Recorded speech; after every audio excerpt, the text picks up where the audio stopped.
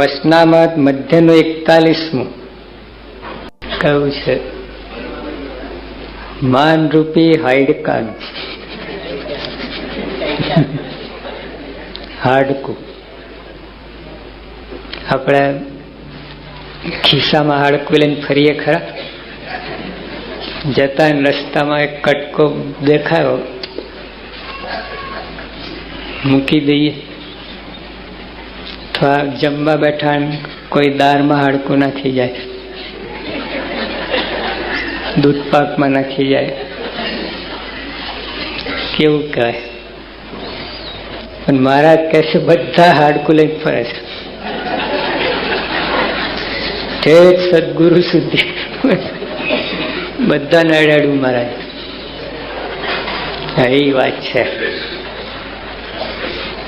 એમાં કેવું છે, કોઈક આટલું હાડકું લઈને ફરે,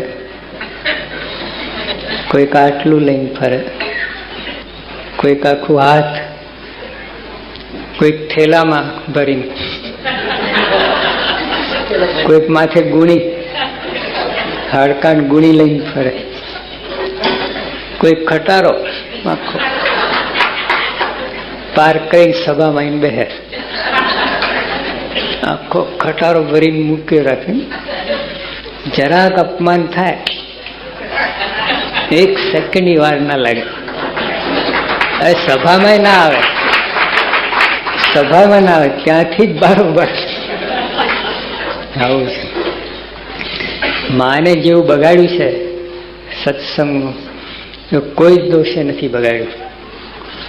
હજુ મહારાજે કહ્યું કે કામી હોય તો એ સત્સંગમાં નભી જાય, માની નહીં નભે. માન છે. એકવાર શ્રીજી મહારાજ કચ્છમાં બિરાજમાન હતા, અંજાર ગામમાં. સભા ભરાઈને બેઠી હતી. એક હરિભગત આયા, તો મહારાજ એને બોલાયા નહીં. એટલે હરિભક્તે નક્કી કર્યું કે મહારાજ મને બોલાવે બેસાડે તો જ બેસું, નહીં તો ઉભો જ રહું. મહારાજે જાણી જોઈને આ બાજુ જ જોઈ રાખે, હજુ દ્રષ્ટિ જ ના કરે.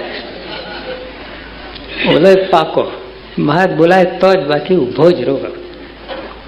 જી મહારાજ થાક્યા, હરિભગત જીતી ગયા. મહારાજ કે પણ એમને તો નમતું નહીં મૂકું, થોડો તો ઉપદેશ આપવો પડશે. એ મહારાજ કે મુક્તાન સ્વામી અમે કેટલે છેટેથી આવ્યા છે. ઓહો મહારાજ, તમે લાખ મણ લોઢાનો ગોરો પડતો મૂકીએ અને આવતા રજ ભેળો રસ થઈ જાય એટલે છેટેથી આવ્યા છો. મહારાજ કેમ? અમે એટલે છેટેથી આવ્યા છો તો અમે કોઈ પાસે માન માગતા નથી, અને આ 32 ગૌ ચાલીના માન માગે છે. ઓલા હરિભગત 16 ગૌ ચાલીને આવ્યા હતા, તો ઓલા તરત લાંબા થઈ ગયા, દંડોત, મહારાજ મારી ભૂલ થઈ, માફ કરો. આવું છે. આપણે એ વિચાર નથી કરતા. અમે લંડનથી આવ્યા છીએ, અમેરિકાથી આવ્યા છીએ. ઇન્ડિયામાં ઘણા હરિભક્તો આવતા હોય, VIPs, most important, very very VIP. અમારે ગોંડલમાં એક લંડનના હરિભગત આવ્યા, એને કે ઉતારો આપો. તો આ ઉતારો કે લંડનથી આવું છું. બોલા કે ભલે ચંદ્રલોકથી આવ્યો. મારી પાસે જે ઉતારો છે એ છે, નવું લાવવું ક્યાંથી? તમે ગમે ત્યાંથી આવ્યો તો એવું છે. એટલે મહારાજ કહે છે મારો તો વિચાર કરો, હું ક્યાંથી આવું છું. તમે એક આટલું આમ એક ડગલું ભરી ના અને એમાં આટલું કામ કરો છો. એવું છે.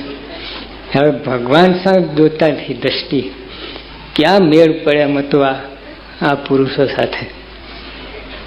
તો એટલા સસ્તા સહેલા સલામણ નિષ્કાળ સાંઈ દઉં ને, ક્યાં કીડી ને ક્યાં કુંજર. હાથી અને કીડી શેક હેન્ડ કરે ખરા? બોલો શ્વાસ બહાર કાઢે કીડી કાશી જતી રહે. એમાં ભગવાન શું મેળ, આ તો કીડી થઈને રહ્યા છે આપણા ભેગા, બાકી એ તો આપણું ગજું નથી. ખરેખર હસવાની વાત પછી ખૂબ વિચાર જેવી વાત છે કે આ નિષ્કાળ સાંઈ કહે છે ને, કોણ જાણે કેમ થયું આવું અણચિંતું સુખ, ક્યાં નસીબમાં ક્યાં લખ્યું હતું. અરે સ્વામિનારાયણ નામ લેવાનું આપણા નસીબમાં નહોતું, એટલે સ્વામિનારાયણ ભગવાન પોતે મળ્યા, એ કેવી વાત કહેવાય. મહારાજ બેઠા હતા અને સંતો બધા ગામડેથી આવવા લાગ્યા. સમય એવો છે એમ નહીં, તમે તેડાયા હતા ને મને 88 બધાને, અમને તેડાયા રહી ગયા હતા. પછી આયા આ સંતો 108 સાધનમાંથી પસાર થયેલા, 114 સાધનમાંથી. હા, એક એક સાધન એટલે ગાભા કાઢી નાખે. એટલે ગોળા ખાવાનું પ્રકરણ, આઈસ્ક્રીમના ગોળા નહીં, ટાળા રોટલા નહીં. અમે મુંબઈમાં છે ને એટલે પારસી ડેરી છે, એ રોટલા બનાવે છે આઈસ્ક્રીમના, એટલે કુલ્ફીના.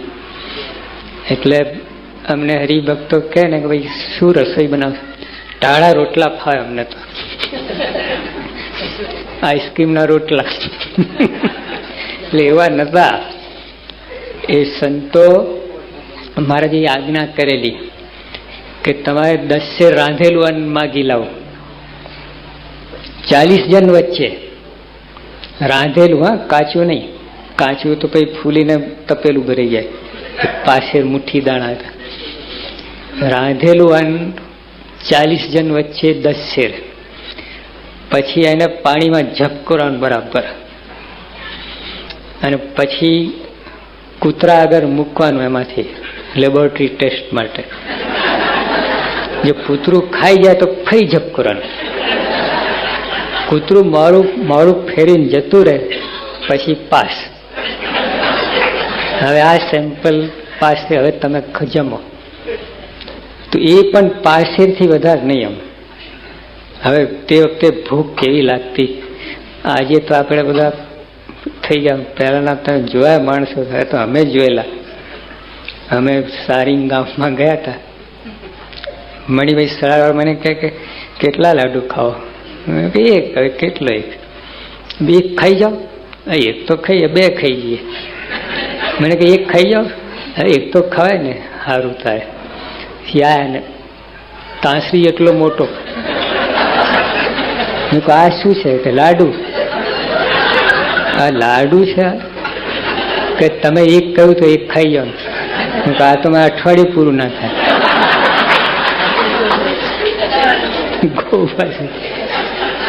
કેમ ના થાય? જો હમણાં સામે બેઠા છે 5-5 ગબડાઈ જશે. મેં કહું હોય નહીં, હોતું હશે જોજો તારે. એટલે હું તો ચમત્કાર જોવા માટે તૈયાર થયો. ઓલા આયા પીરસ્યા, અને ઓલા 4 જ કટકા એક લાડુના. મોઢા મૂકે ને ચાવાની વાત નહીં, 3 વાર ફેરવાનું મોઢામાં.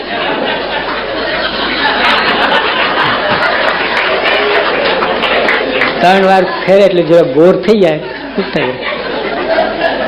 ચાવાનું પેટ ને અંદર બધું. અને હજુ આપણે આટલું કટકો પૂરો થાય 5-5 ખાઈ બીજા બધો તન. જો હવે આવી ભૂખ હોય અને તો પાસે રાંધેલું અન્ન રસકસ વિનાનું આપો, શું ઉપવાસ જેવું જ કહેવાય ને. ઉડતો ઉપવાસ સારું. એકવાર તમે ખાવા લાગો ને પછી જો કોઈ લઈ લે ને મહા તકલીફ થાય. એના કરતા ઉપવાસ કરેલું સારું. ઓલો શું ઉપવાસ મનમાં થઈ જાય, તારે મળવાનું જ નથી, તો મળવાનું છે ને મળે નહીં, મહા તકલીફ થાય. એટલે સંતોની એવી કસોટી મહારાજે કરી.